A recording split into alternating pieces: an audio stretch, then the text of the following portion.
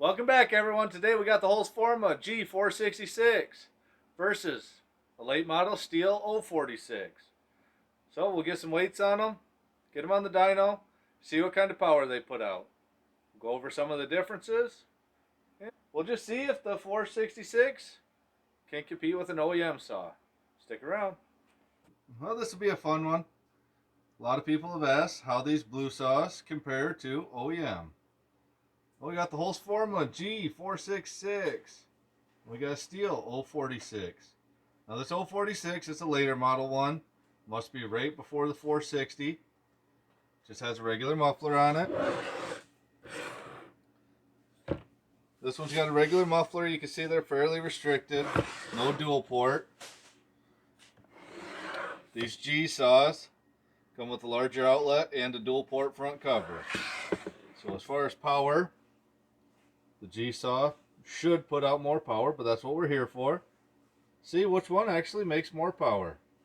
But a lot of people have been asking how much power, how these blue saws, Blue Thunder, Holst Forma, Farmer Tech, there's a couple other brands that are all super similar, just different colors. Now some of them they are supposedly putting on upgraded parts, but I can't confirm or deny that. I don't know. And as far as overall long-term reliability, I can't really test that either. I don't put enough hours on a saw. But what we will do is we'll get some weights on them and we'll see what kind of power they put out. Alright, here's the weight on the 046. This is drained of fuel and oil. 14 pounds, 14.7 ounce. And there's the metric. Alright, now we'll get the weight on the G466. Now remember, this one has the wrap bar too. We got 14 pounds, 10.7 ounce. There's our metric. Well, the scale shows the Holst Forma is a little bit lighter, but we know there's a little bit of oil left and a little bit of gas left in this used saw. And that could also be the plastics are a little bit thinner, the screws are a little bit lighter, and I'm sure the cases are a little bit different too. As far as we're only talking 4 ounces between the two, so I'm going to call the weight about the same. Plus the steel has the Elastistart, which might be, like I said, we're talking grams in all these areas, fractions of an ounce. But we'll get some compression readings just to see where they're at. Neither one of these have been started, so they're both cold.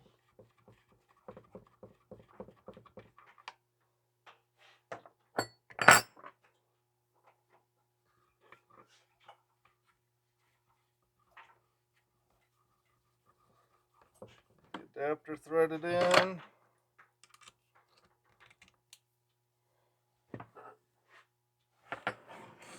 Let's see what she's got.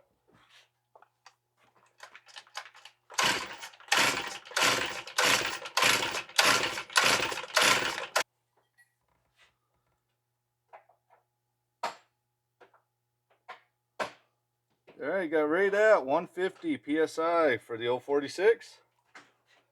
About the compression test, if you don't know, you just keep pulling till the needle stops climbing. We'll bleed that off. And when you're compression testing these 2 strokes, you need to make sure you have the valve at the end of your hose. That way the pressure can go in but not bleed right back off. That's why you just keep cranking till it gets to the top. That's why you just keep cranking them till they stop climbing, because that valve keeps it from escaping. But that is one common thing. If your compression tester doesn't have that valve at the tip, then it's probably not going to work very well on these saws. Now these clone saws, I can't say that I'm really a fan of them. But a lot of times, if you get a decent one, they normally don't give you too many problems. I will admit that. just seems when they do start giving you problems, it's one thing after another, and it's normally the small stuff, which I know that can happen with anything. And they are priced much cheaper because of that. But like I said, I won't port these aftermarket cylinders. I don't like porting the saws themselves, just because there's too many unknowns. Feel a lot more cozy with the OEM. But we'll get a compression reading on this one.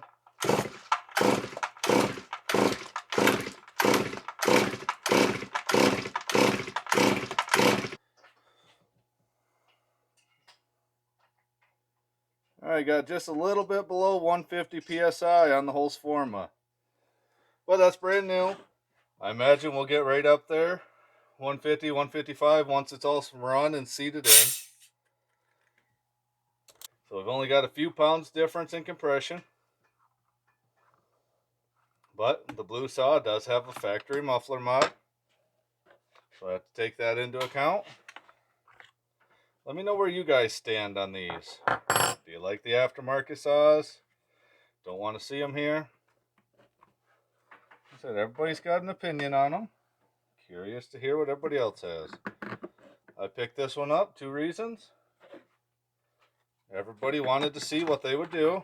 They're always asking, how do they stack up? How do they stack up? Well, we're going to find out. But I also had a fun project that I wanted to play with. And by the time it's done, it's going to have all sorts of OEM parts in it. So that part doesn't really matter.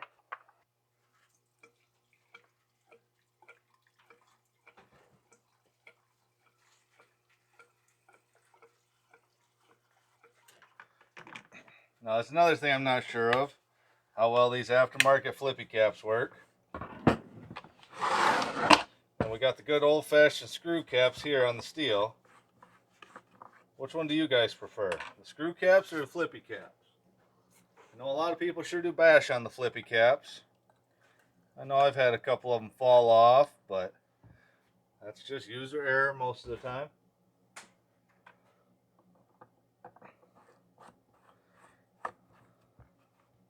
Well, we'll take these clutch covers off so they don't rattle away. And we'll see how well these fire up. Now, that's not the greatest indicator because most of that has to do with the carb tune. But it will be interesting to see, since both of these have been here a while, neither one have been started up.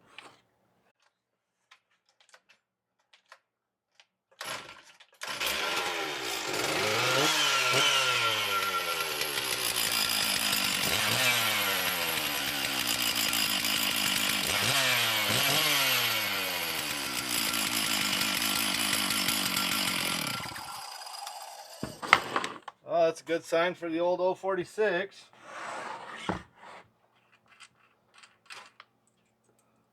Now we'll see if blue has the same attitude.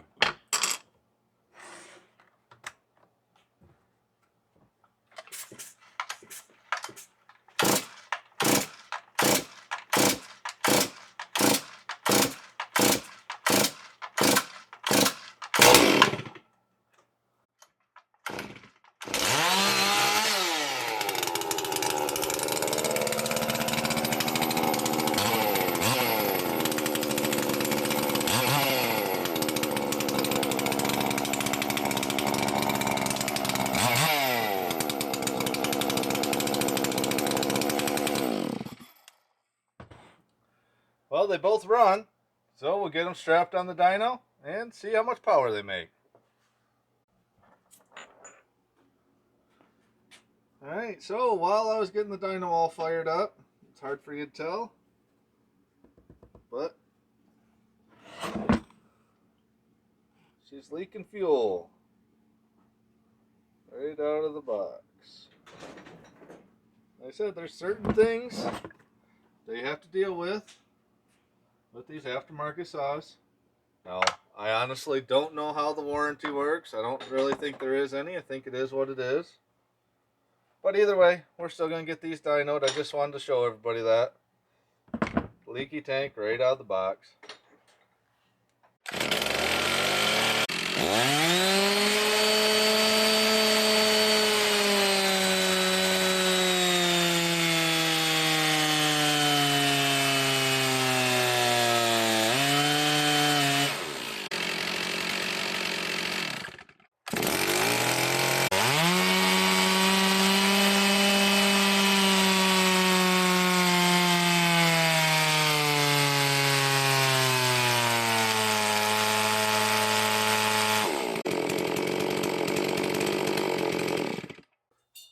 we just got these off the dyno. A couple things I wanted to go over. This QC pass certificate. They evidently missed the boat on this one with the leaky tank. But other than that, it sounded okay.